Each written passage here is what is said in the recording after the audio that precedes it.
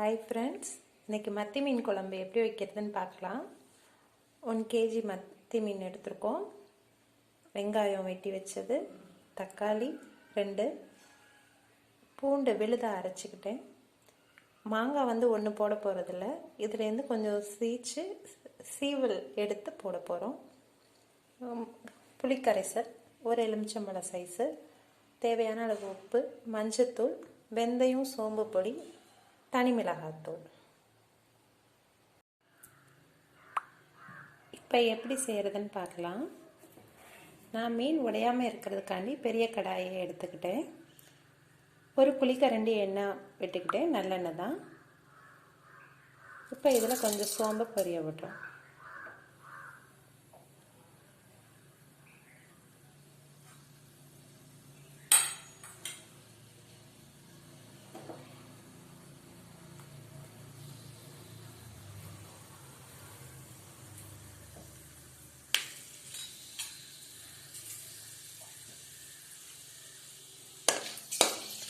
சோம்பு இந்த மாதிரி பொன்னிறமாக பொரிஞ்சதுக்கப்புறம்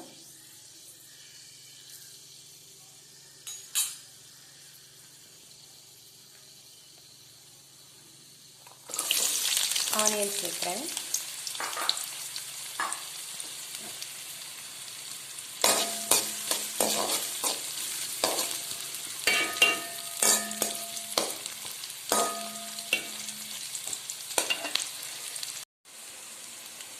இப்போ எப்படி செய்கிறதுன்னு பார்க்கலாம். 1 குழிக்கரண்டி எண்ணெய் ஊற்றிக்கிட்டேன். அதில் கொஞ்சம் வெந்தயம் பொரிய விட்டுட்டு ஆனியன் இந்தளவுக்கு பொன்னிறமாக வதங்குற வரைக்கும் கொஞ்சம் வதக்கிக்கணும். இப்போ இதில் 3 பச்சை மிளகாய் போடுறேன்.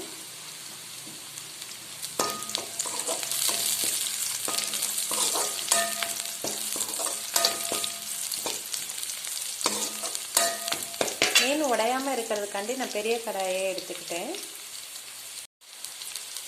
இப்போ இதில் பூண்டு விழுது சேர்த்துக்கிட்டேன், அரைச்சி வச்சுருந்த விழுதை சேர்த்துக்கிட்டேன்.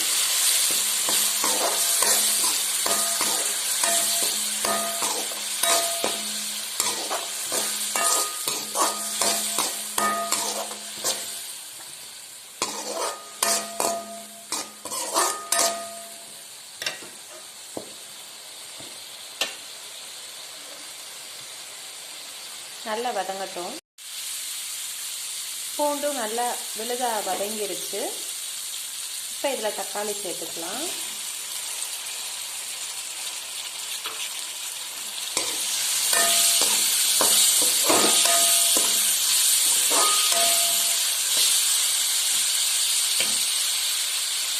உப்பு சேர்த்து நல்லா வதக்கலாம். தக்காளி உப்பு போட்டு நல்லா இந்த அளவுக்கு வதக்கிட்டோம். இப்போ இதில் மஞ்சத்தூளும் நம்ம வச்சுருந்த வெந்தய பொடி அதுவும் சேர்த்துக்குவோம். இதையும் சேர்த்து நல்லா வதக்கணும்.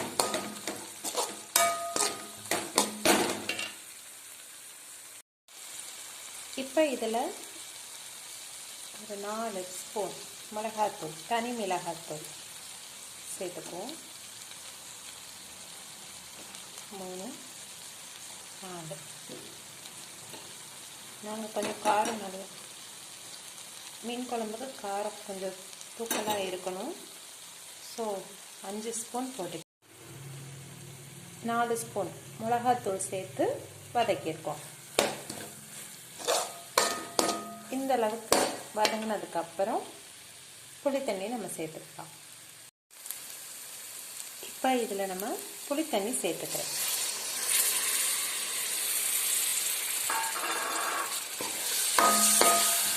புளி தண்ணி சேர்த்துட்டு நல்லா கிளறி விடுறேன்.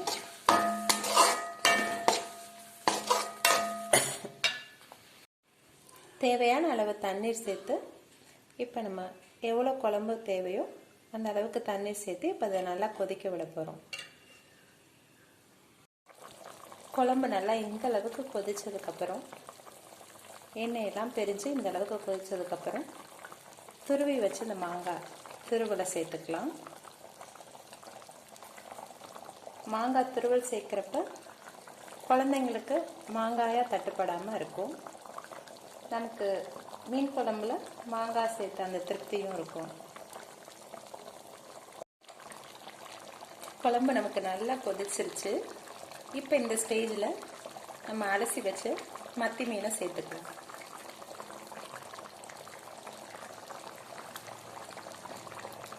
ரொம்ப கரண்டி வச்சு கிண்ட வேணாம், உடஞ்சிரும்.